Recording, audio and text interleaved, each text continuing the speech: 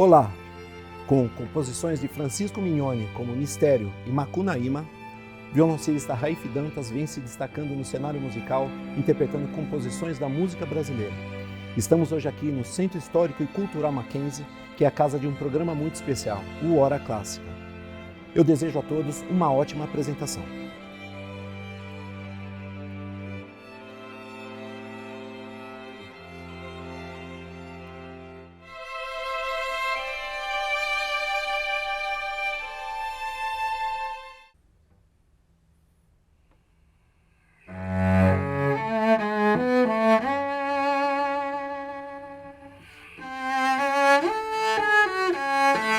Para esse Hora Clássica, eu escolhi o compositor paulista Francisco Mignoni e um compositor do Rio de Janeiro chamado Homero Dornelas.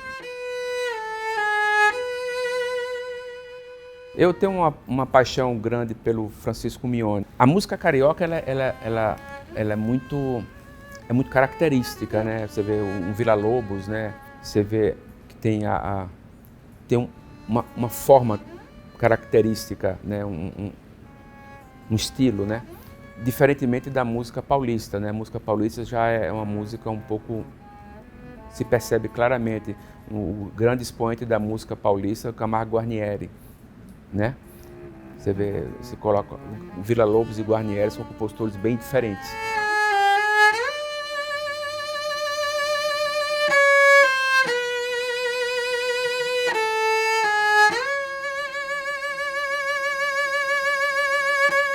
O Mignoni ele nasceu em 1897 e viveu bastante. Ele viveu quase 90 anos e morreu em 1986. Né? Graças a Deus ele viveu muito e pôde compor muito. Depois do Villa, que é a minha paixão maior na música brasileira, indiscutivelmente, são os dois compositores talvez que mais me tocam, assim, profundamente, sabe? O Villa-Lobos e o Francisco Mignoni. E o Mignoni, eu vou tocar dele duas valsinhas que ele escreveu. Ele escreveu um ciclo de valsas, são 16 valsas para fagote solo. Eu apaixonei por essas valsas há 30 anos atrás, sei lá, quando eu vi um amigo meu, um fagotista lá da Paraíba, tocando uma valsinha. Inclusive vou tocar hoje essa valsa, Mistério. E eu fiquei assim, impressionado com a valsa e eu perguntei a ele o que era. Ele disse, Mignoni é das 16 valsas para fagotes. Peguei as partituras e guardei, disse um dia eu vou transcrever para violoncelo. Depois de 25 anos eu gravei, tem um álbum meu, quem quiser ouvir está no Spotify, está nas plataformas digitais, tem um álbum meu lá tocando as 16 valsas do Mignoni.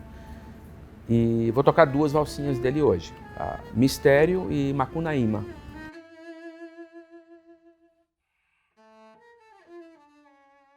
Você percebe claramente a influência do violão. Você vai ver que eu vou usar muito, em vez de usar o arco, eu vou usar os dedos para tocar. Que chama pizzicato, né? Como se fosse um violão de 7 cordas, sabe? Um choro, né? Então, é bem interessante. É uma peça que remete a essa música dos chorões do Rio de Janeiro, né? Sabe? É bem legal.